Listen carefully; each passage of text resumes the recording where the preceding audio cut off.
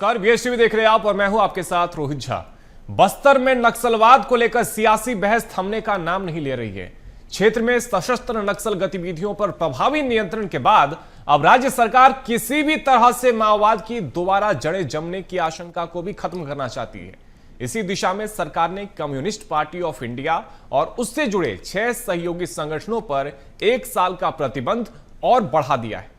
इस फैसले के बाद सियासी माहौल गर्मा गया है। माओवादी समर्थक संगठन पर प्रतिबंध को लेकर आरोप प्रत्यारोप का दौर भी जारी हो चुका है और इसी मुद्दे पर आज हम करेंगे चर्चा, लेकिन उससे पहले देखिए ये रिपोर्ट।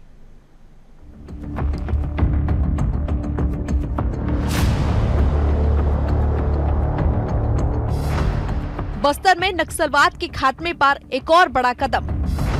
सीपीआई पार्टी सहित 6 संगठनों पर लगा प्रतिबंध। कम्युनिस्ट पार्टी ऑफ इंडिया और उसके 6 सहयोगी संगठनों पर 1 साल का प्रतिबंध। प्रतिबंध के बाद आरोप प्रत्यारोप का दौर शुरू। भाजपा बोली कांग्रेस के शोषण से पैदा हुआ नक्सली संगठन। 15 साल भाजपा की सरकार में फैला नक्सलवाद, बोली कांग्रेस।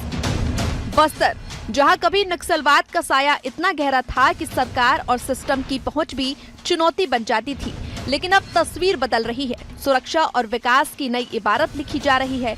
नक्सलवाद के खात्मे के लिए बनाई गई रणनीतियों के तहत राज्य सरकार ने माओवाद को समर्थन देने वाले संगठनों पर सख्त कदम उठाते हुए प्रतिबंध लगाया है। हालांकि इस फैसले ने सियासत को गरमा दिया है। आरोप प्रत्यारोप का दौर तेज हो गया है। भाजपा के वरिष्ठ विधायक अजय चंद्राकर ने कांग्रेस पर तीखा हमला बोलते हुए कहा कि नक्सली संगठनों की जड़ें कांग्रेस के दौर में हुए शोषण से पैदा हुई हैं।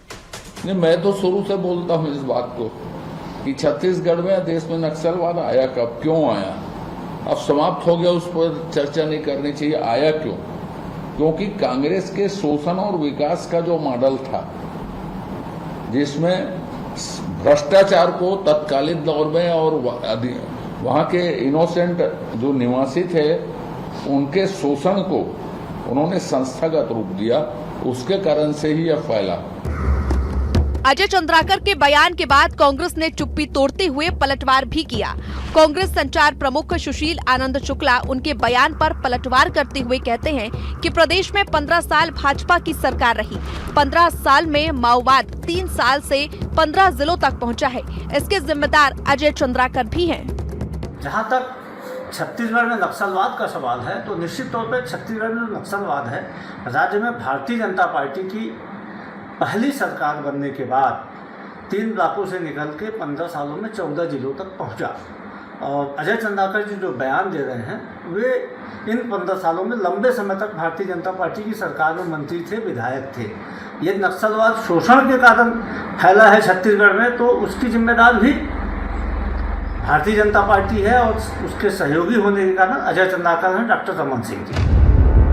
नक्सलवाद का खात्मा छत्तीसगढ़ के लिए ऐतिहासिक उपलब्धि है, लेकिन नक्सलवाद का रक्त बीज दोबारा ना पैदा हो, यह भी चुनौती है। बहरहाल अब देखना होगा कि सीपीआई और उसके फ्रंटलाइन संगठनों पर प्रतिबंध का कितना असर होता है। बीएसटीवी के लिए रायपुर से अविनाश चंद्रवंशी की रिपोर्ट। तो देखिए रिपोर्ट आपने देखी, इसी पर करेंगे चर्चा। हमारे साथ में कई मेहमान जुड़ेंगे, लेकिन सबसे पहले सौरभ साहू जी के पास में चलते हैं। कांग्रेस के प्रवक्ता हैं सौरभ साहू जी, जिस तरह से सीपीआई और उसके सहयोगी संगठन पर 1 साल का प्रतिबंध और बढ़ा दिया गया है, किस तरह से कांग्रेस पार्टी देख रही है इसे?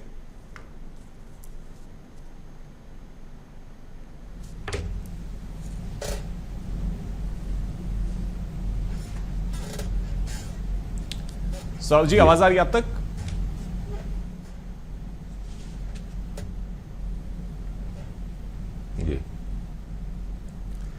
देखिए, जो इस तरीके की कोई भी संगठन हो, उसके ऊपर जो प्रतिबंध लगाना है या नहीं लगाना है, ये तो निश्चित रूप से सरकार और हमारे इंटेलिजेंस का काम है। अगर ये मुझे आ रही है आवाज, आपको आ रही है? बिल्कुल बिल्कुल सौरभ जी, अपनी बात रखिए। Mic check. हेलो, मेरी आवाज आ रही है? बिल्कुल सौरभ जी, आपकी आवाज आ रही है, अपनी बात रखिए। संगठन है, अगर वो जी, अगर वो देश विरोधी या फिर राज्य विरोधी किसी भी गतिविधि में लगे हुए हैं या नक्सलियों को समर्थन देने का उनके ऊपर आरोप है, तो निश्चित रूप से इस तरीके की किसी भी संगठन पे प्रतिबंध लगाने का सरकार को पूरा अधिकार है और लगाना भी चाहिए। मुझे लगता है कि एक साल के लिए नहीं, हमेशा के लिए प्रतिबंध लगा देना चाहिए अगर ये बात प्रूव होती है कि वो नक्सलियों को बढ़ावा देते हैं, नक्सली विचारधारा के समर्थक संगठन है। तो हालांकि अगर आप देखेंगे कि यहां पर जो वरिष्ठ विधायक जो बीजेपी के हैं वो जो आरोप लगा रहे हैं कांग्रेस के दौर में, तो मुझे लगता है कि वो शायद ये भूल गए हैं कि छत्तीसगढ़ में जो सबसे ज्यादा शासनकाल रहा वो बीजेपी का ही रहा, और उन्हीं के सरकार में, रमन सिंह जी के सरकार में जो नक्सली वारदात है या जो नक्सलवाद है वो 3 ब्लॉक से लेकर 14 जिलों तक जो फैला है, इसका भी सेहरा उन्हीं के सर है।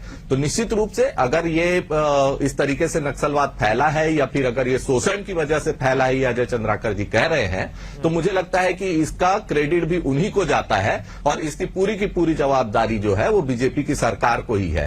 कांग्रेस की सरकार में तो आप देखिएगा रोहित जी कि जो पिछले 5 साल की जो सरकार है वो निश्चित रूप से हमने सशस्त्र नक्सलवाद को खत्म करने के साथ साथ वैचारिक रूप से भी जो नक्सलवाद पनप रहा है छत्तीसगढ़ में, उसको भी खत्म करने के लिए प्रयास किया। और इसके लिए कांग्रेस ने जो वहां की जनता है, जो वनवासी अंचलों के जो लोग हैं, उनको रोजगार देने का काम किया, उनके वन उपज का समर्थन मूल्य दिलाने का काम किया, जगरगुंडा जैसे सुदूर जो क्षेत्र है वहां तक सड़क ले जाने का और कैंप जो स्थापित करने का काम किया। तो निश्चित रूप से हमने वहां पर स्कूल्स भी खोले, स्वास्थ्य सुविधाएं मुहैया कराई। तो लेकिन अजय चंद्राकर कह रहे हैं कि जो नक्सलवाद ने अपने पैर पसारने शुरू किए, जड़ें जमानी शुरू की, वो कांग्रेस के शासन काल में ही शुरू हुआ था। अब मुझे ये नहीं मालूम कि वो छत्तीसगढ़ में कांग्रेस की सरकार का जिक्र कर रहे हैं या फिर केंद्र में कांग्रेस की सरकार का जिक्र कर रहे हैं, लेकिन वो ये कह रहे हैं कि कांग्रेस के समय में ही नक्सलवाद ने पैर पसारा है। देखिए रोहित जी, वही मैं कह रहा हूं कि जो केंद्र की जो सरकार थी उन्होंने तो यहां पर जो सबसे पहला ग्रीन हंट ऑपरेशन जो किया, जो वो मनमोहन सिंह के सरकार में हुआ यहां पर, तो आप देखिए कि यहां पर जो लोकल लेवल पे जिस तरीके से कार्य हुआ, और रमन सिंह जी की जो सोच थी वो किसी से छुपी नहीं है नक्सलवाद के खिलाफ। आईपीएस गिल का जो बयान था कि वेतन लो और मौज करो वाली जो बात है, तो ये भी किसी से छुपी नहीं है। तो नक्सलवाद को खत्म करने के लिए जो बीजेपी का पहले विचारधारा थी, इनके पार्टी की जो विचारधारा थी, ये किसी से छुपी नहीं है मुझे लगता है। और आप देखिए ना कि यहां पर इन्होंने सबसे ज्यादा समय राज किया, 3 ब्लॉक तक था रोहित जी सिर्फ। गंगेश द्विवेदी जी, क्या आवश्यकता पड़ी? अब तो नक्सलवाद भी पूरी तरह से समाप्त हो चुका है, फिर क्यों 1 साल तक सीपीआई और उसके सहयोगी संगठनों पर जो बैन लगा हुआ था उस प्रतिबंध को 1 साल के लिए और एक्सटेंड कर दिया गया है? किस तरह से देखते हैं आप इसे? देखिए, नक्सलवाद केवल पूरी तरह समाप्त नहीं हुआ है, ग्राउंड पे अभी समाप्त दिख रहा है। फ्रंट आर्मी जो है उसको इन लोगों ने काबू पा लिया है, और बाकी जो उसका जो वैचारिक संगठन होता है और कहना जो थिंक टैंकर्स बोले जाते हैं नक्सलवादियों को, जो थिंक टैंकर्स हैं वो आज भी मौजूद हैं। कोई पकड़ भी नहीं आया, अभी पकड़ से पूरी तरह बाहर है। हाल कुछ दिन पहले पापा राव करके एक बड़े नक्सली नेता गिरफ्तार हुए थे, उन्होंने भी साफ तौर पे कहा है, खुले तौर पे कहा है कि हमने अभी रास्ता छोड़ा है, विचारधारा नहीं। इसका मतलब यह है कि मौका वापस मिलेगा तो फिर से अपने हरकतों फिर वापस आएंगे। और इनका एजेंडा केवल छत्तीसगढ़ नहीं, अड़ोस पड़ोस के राज्य नहीं, लाल किले पर लाल झंडा फहराने का इनका टारगेट है 2046 तक का। उस टारगेट को लेकर ये कहीं पर भी पीछे नहीं हटे हैं। बिल्कुल गंगेश जी, और विजय शर्मा ने भी यही कहा था, ये कोई जादू जैसा नहीं होता कि अचानक से पूरी तरह से नक्सलवाद को खत्म कर दिया जाए। कोशिश यही है कि यदि अभी हमने कंट्रोल पूरी तरह से कर लिया है, खासतौर पे जो बंदूकधारी जितने भी नक्सली थे उन पर कंट्रोल कर लिया गया है, दोबारा से ये विचारधारा वापस से न पनपे, उस पर विराम लगाने की बहुत ज्यादा जरूरत है। बेहद जरूरत है। और देखिए, विचारधारा को बदलना अपने आप में कहना चाहिए कि इस पे एक बड़ा प्रोग्राम लाना पड़ेगा सरकार को। ये नक्सली मतलब जिन लोगों ने नक्सलवाद की विचारधारा को ग्रहण करके रखा हुआ है, निश्चित तौर पर कोई विचारधारा लोकतांत्रिक विचारधारा से ज्यादा बेहतरीन लगती होगी। तो कहीं ना कहीं इनके साथ इनको इस तरह की प्रोग्राम में, साइकोलॉजिकल प्रोग्राम में, इनका साइकोलॉजिकल एनालिसिस करने के बाद इनको इनके साथ एक प्रोग्राम तैयार होना चाहिए कि ये विचारधारा से बेहतर लोकतांत्रिक विचारधारा है, किस तरह से बेहतर है, किस तरह से वो लोकतंत्र में आ सकते हैं वापस। जो हमारा पैटर्न है वो तो ये अभी मानते नहीं ना, उनका कोई टारगेट भी खत्म नहीं हुआ ना विचार खत्म हुआ है। तो विचार ही तो महत्वपूर्ण होता है, विचार ही पूरी दुनिया में क्रांति पैदा करती है, और विचार से अधिक कोई संक्रमणशील चीज नहीं है। तो आपने अगर विचार को खत्म नहीं किया है तो फिर अगर ग्राउंड पे बंदूक। गंगेश जी, मैं रितेश जी के पास में लौटूंगा, लेकिन उससे पहले एक छोटा सा जवाब और गंगेश जी मैं आपसे चाहूंगा। जब मैं ये समझना चाहता हूं कि जब इस तरह से बैन लगाया जाता है किसी पार्टी पे या उसके सहयोगी संगठनों पे, तो क्या वाकई में उनकी जो मीटिंग होती है वो बंद हो जाती है? जो जिस विचारधारा को लेकर वो चल रहे होते हैं वो उस विचारधारा पे चलना बंद कर देते हैं? किस तरह से ये काम करता है? देखिए, कभी भी देखिएगा क्रिया के प्रति प्रक्रिया होती है, प्रतिक्रिया होती है। तो जितना आप दबाएंगे कुचलेंगे उससे कहीं न कहीं प्रतिक्रिया होगी। ठीक है, आज आपका पलड़ा भारी हो चुका है तो वो अभी शांति से बैठे रहेंगे, लेकिन इसका मतलब ये नहीं कि उनकी बैठकें खत्म होंगी। वो भूमिगत, ये तो वैसे भूमिगत तरीके से काम करने वाले लोग हैं, तो इनका भूमिगत संगठन निश्चित तौर पे सक्रिय होगा। जगह जगह देखिए इनके अभी जो नीचे के एक जन मिलिशिया जो बोला जाता है, जो इनके नीचे का नेटवर्क होता है, वो भी पकड़ से बाहर है। सिर्फ आपने फ्रंट आर्मी को बस गिरफ्तार किया है, जन मिलिशिया भी फ्रंट कवर आपके पकड़ से बाहर है और थिंक टैंकर भी पकड़ के बाहर है। तो दो बड़ा विंग तो आपने छोड़ ही रखा है ना। केवल आर्मी को, जो इनकी फ्रंट आर्मी थी, जो लड़ाई करती थी, बंदूक गोली चलाती थी, उनको आपने पकड़ लिया है। तो इनकी विचारधारा अंदर अंदर फैली हुई है। तीसरी एक बड़ी बात कहूंगा जी, ये लोग कोई समाज सेवा करने नहीं थे बैठे थे यहाँ पे।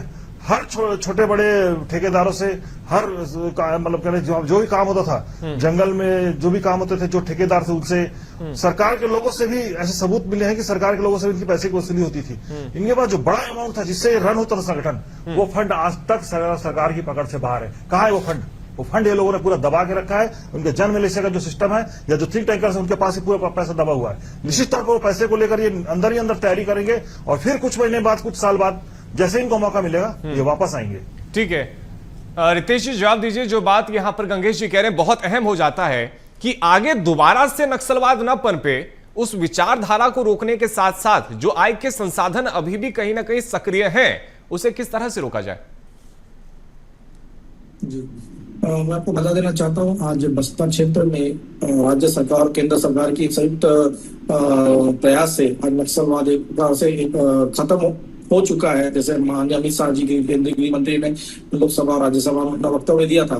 और आज विचारधारा की बात हो रही, तो मैं आपको बता देना चाहता हूँ कि नक्सलियों का विचारधारा एक कम्युनिस्ट पार्टी, सीपीआई, माले ऐसी राजनीतिक पार्टियां है जो आज केरल में भी इनकी सरकार, लेफ्ट की सरकार है, पश्चिम बंगाल में भी इनके कुछ नगर पालिका परिषद और कुछ अन्य जगहों पर है।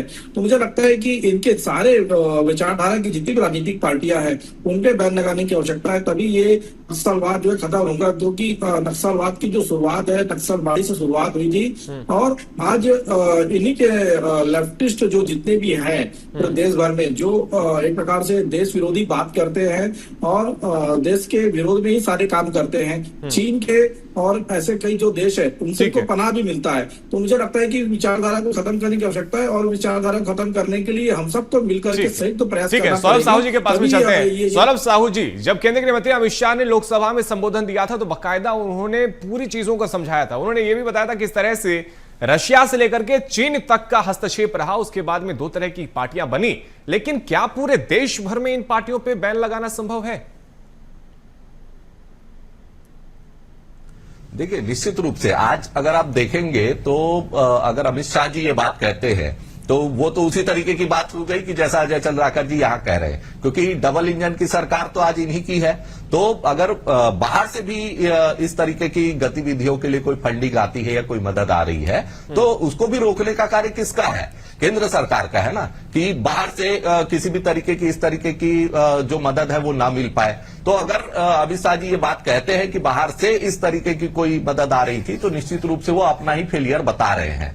और मुझे लगता है कि अगर इस तरीके की कोई बात होती है तो केंद्र और राज्य में अब कोई मतभेद है नहीं, तो इस तरीके के जो संगठन है उसके ऊपर अगर ये चाहते हैं कि प्रभावी नियंत्रण हो तो मुझे लगता है कि पूरे देश में बैन करना चाहिए इनको। निश्चित रूप से मुझे लगता है कि अगर ये नक्सली गतिविधियों को समर्थन करती है इस तरीके की कोई भी एजेंसी या कोई भी संगठन, तो उसके ऊपर पूरे देश में प्रतिबंध लगाना चाहिए। और निश्चित रूप से प्रतिबंध लगाने से इनकी जो गतिविधियां हैं मुझे लगता है कि कुछ लेवल तक तो कंट्रोल में आती है, क्योंकि इनको गंगेश द्विवेदी जी, पूरे देश भर में बैन लगाना इतना आसान होगा क्या? क्योंकि केरल में भी हमने देखा है कि उनकी सरकार रही है, पश्चिम बंगाल में भी लंबे समय तक, करीब 15-20 सालों तक वो बहुत मजबूत स्थिति में रही है। ऐसे में क्या पूरे देश भर में सीपीआई और उनके सहयोगी दलों पर हम बैन लगा सकते हैं क्या? घोषणा कर देना अलग चीज होती है और पूरी तरह से प्रतिबंधित कर पाना बहुत कठिन काम है। जैसे आपके सवाल से झलक रहा है कि ये अपनी जो इनकी गतिविधियां हैं वो ये एक असर होगा कि ये खुले तौर पे नहीं कर पाएंगे, खुले तौर पे बैठक नहीं कर पाएंगे, खुले तौर पे सभा रैली नहीं निकाल पाएंगे, या खुले तौर पर अपना जो भी इनका गतिविधियां होती है उसको नहीं कर पाएंगे। लेकिन भूमिगत तरीके से तो जारी रखेंगे। ये मान के चलिए इतना आसान नहीं है इन लोगों को, क्योंकि इनका जो तौर तरीका ही वैसे होता है। ज्यादातर ये इनके ऑर्गेनाइजेशन जो है भूमिगत तरीके से चलते हैं, दबे छुपे तरीके से लोग अपनी चीजें पूरी एक्टिविटीज को संचालित करते हैं। उन जगहों पर आप कब पहुंच पाएगी सरकार या उनके लोग, प्रशासन कैसे पहुंच पाएगा, इन सब चीजों गंगेश जी, उस विचारधारा को कैसे खत्म किया जाए? अभी हमने देखा था कि जब हिड़मा मारा जाता है उसके बाद में दिल्ली में हम देखते हैं कि कुछ लोग हैं तथाकथित स्टूडेंट्स हैं जो रोने लग जाते हैं, बाकायदा आंसू बहाने लग जाते हैं कि अरे हिड़मा को मार दिया, हिड़मा को मार दिया। तो उस तरह की विचारधारा को आखिर कैसे समाप्त किया जाए? विचारधारा को विचारों के जरिए ही समाप्त किया जा सकता है। हृदय परिवर्तन का मामला है। महात्मा गांधी जी का रास्ता मुझे समझ में आता है। इस देश में महात्मा गांधी जैसे महान व्यक्ति पैदा हुए थे जिन्होंने कई लोगों का हृदय परिवर्तन करा के अहिंसा के रास्ते पर लाया था। उस तरह की पॉलिसी लेके आना पड़ेगा इनके लिए, तब विचार को खत्म किया जाएगा। विचार को कैसे खत्म होगा? आप एक विचार, जिस विचार को उल्लेख चल रहा है, निश्चित रूप से उनको सर्वश्रेष्ठ लग रहा है, उनके सामने नया विचार रखिए जिसको उनको पसंद आना चाहिए, और उसके पसंद आने के सही कारण उनके पास होने चाहिए, तब उस विचारधारा को छोड़ के नई विचारधारा में आएंगे। तो ये प्रोग्राम सरकार को तय करना पड़ेगा। इसमें बड़े गंभीर और ईमानदारी से काम करने वाले लोग, अच्छे चिंतक, अच्छे मनन चिंतन करने वाले लोग इसमें जब शामिल होंगे, और एक खास तौर पे इन लोगों को उस तरह से प्रोग्राम चलाया जाएगा, तब जाके इस पे नियंत्रण किया जा सकता है। ठीक है, रितेश मोहरी जी, क्या रणनीति है कि दोबारा से नक्सलवाद न पनपे, उसको रोकने के लिए क्या कुछ आगे आप कदम उठाने वाले हैं? जी, तो देखिए, नक्सलवाद का लगभग खत्म हो चुका है। अब विचारधारा को खत्म करने का एक ही माध्यम है सामाजिक जागरूकता।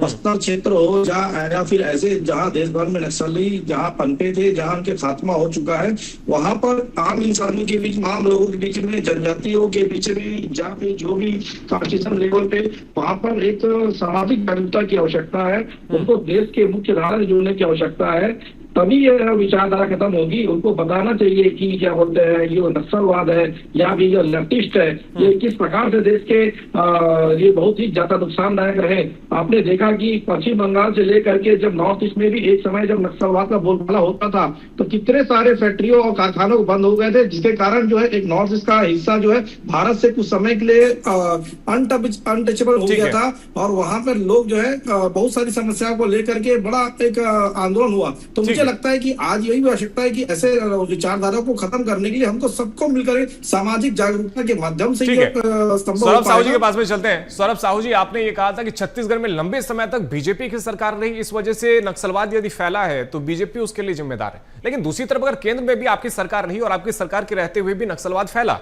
जब केंद्रीय गृह मंत्री का मैं जिक्र कर रहा था तो उन्होंने अपने संबोधन में बाकायदा यह भी बताया था कि किस तरह से कांग्रेस के नेता नक्सलियों को मनाने की कोशिश करते हैं। ये कहते हैं कि आपके पास में हथियार है और आप हमारे कहने पे हथियार नहीं रख देंगे, बातचीत करते हैं। तो आरोप तो कांग्रेस पार्टी के नेताओं पर भी लगते रहे समय समय पर। देखिए रोहित जी, मुझे लगता है कि जो हर सरकार थी उन्होंने अपने अपने स्तर पर अपनी अपनी रणनीति के तहत नक्सलवाद खत्म करने के हिसाब से काम किया। लेकिन जो तथ्य है वो तो यही है ना कि रमन सिंह जी के शासनकाल में 3 ब्लॉक से लेकर 14 जिले तक फैला। इस बात को भी आप नजरअंदाज नहीं कर सकते। और निश्चित रूप से कांग्रेस की जो सरकार है वो भी नक्सलियों को बातचीत का तो ऑफर देती रही है। बातचीत से जब नहीं सुलझती कोई चीज, तब फिर मुझे लगता है कि जो सशक्त तरीके से उससे निपटने का जो कार्य है वो किया जाता है। जैसे कि रमन सिंह जी के शासनकाल में भी बातचीत का भी बहुत सारे प्रस्ताव नक्सलियों के साथ रखे गए। हमारे भी शासनकाल में जो पिछले 5 साल में हुए उसमें भी रखे गए। अभी भी जो सरकार थी वो पहले बातचीत का ही प्रस्ताव तो उनको दी थी, और फिर जब उनके तरफ से किसी भी तरीके का जो पॉजिटिव फीडबैक नहीं आया तो मुझे लगता है कि फिर सशस्त्र तरीके से उसको खात्मे की ओर जो है सरकार। रितेश जी, जवाब देना चाहते हैं आप? निश्चित रूप से पहले तो बातचीत का प्रावधान होता है और उसके बाद फिर सशस्त्र तरीके से कार्रवाई की जाती है। रितेश जी, आवाज आ रही है अब तक?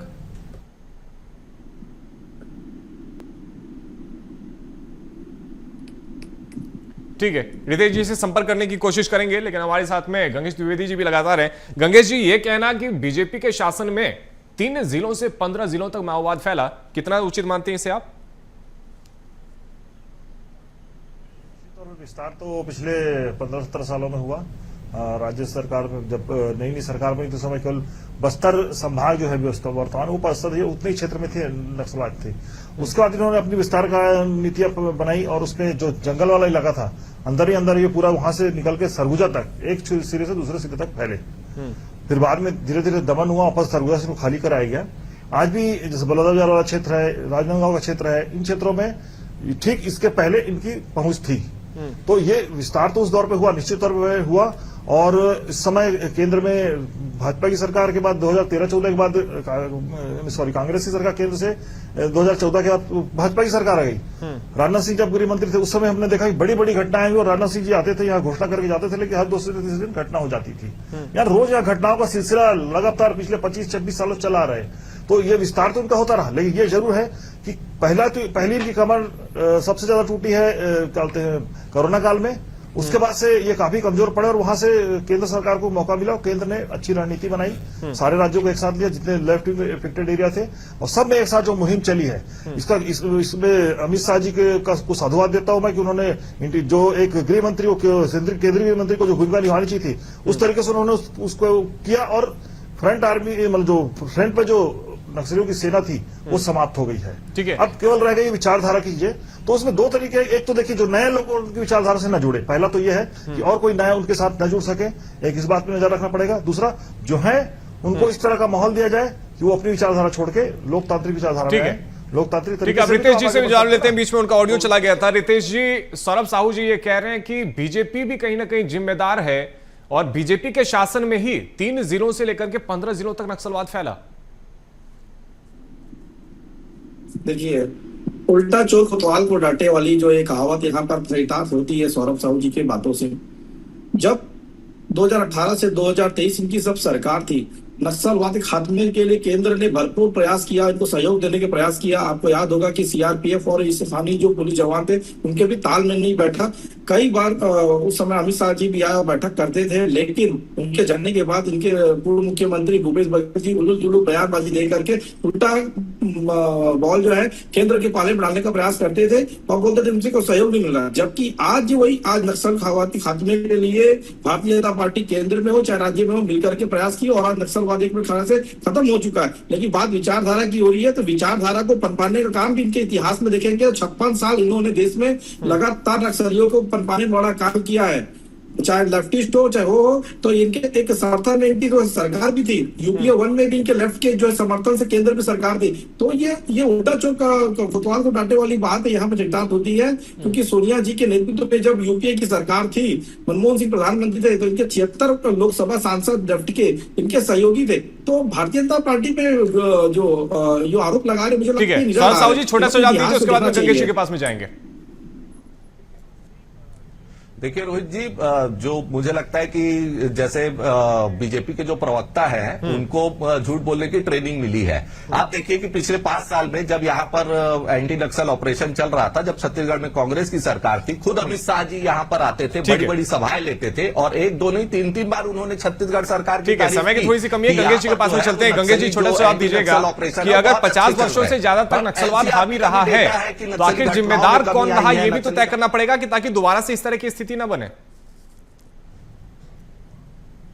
देखिए, शुरुआत तो नक्सलियों की जल जंगल जमीन की लड़ाई से हुई थी, लेकिन कालांतर में ये पूरी तरह से भटक गए और ये खुद की अपनी सरकार बनाने के उद्देश्य को लेकर आगे बढ़ने लगे। नाम जनता का होता था, लेकिन बंदूक के जरिए तो आप किसी को भी डरा धमका के उसको अपने रास्ते पे ला सकते हैं ना। तो लेकिन ये कुल मिला के इनका उद्देश्य था कि पूरे देश पे कब्जा करना। जैसे इन्होंने इसी दौर पे आपको याद होगा जो नेपाल का लोग राजतंत्र खत्म हुआ, वहां पूरे राज परिवार की हत्या करके वहां पर माओवाद शुरू हो गया। उसी के कुछ दिन बाद म्यांमार की वही घटना हुई।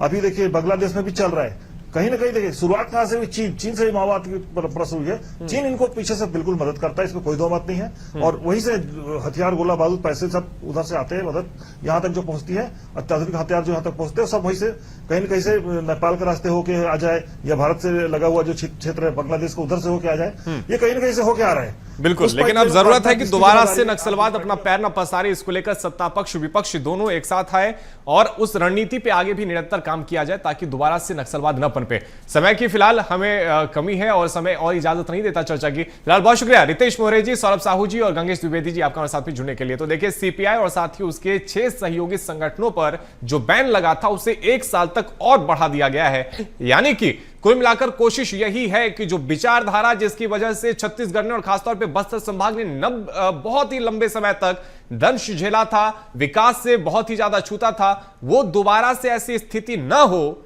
इसी को रोकने का प्रयास किया जा रहा है और बस्तर में विकास पहुंचाने की कोशिश अब सरकार करना शुरू कर चुकी है। चर्चा फिलहाल इतना ही, खबरों का सिलसिला जारी है। आप देखिए बीएस टीवी। नमस्कार।